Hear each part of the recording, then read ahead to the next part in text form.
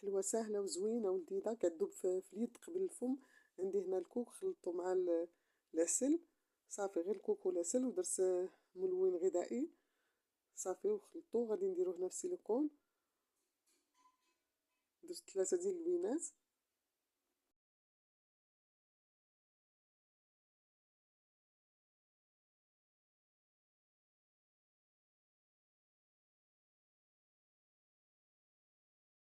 غادي نعمر السيليكون كامل، ولا بغيت ندير 2 شكيلات في 2 الوان في الوحده، ندير نص صفر بحال هاد الشكل هذا، وندير نزيد نص الغوز فوقو باش تجي بحال هاد الشكل هذا.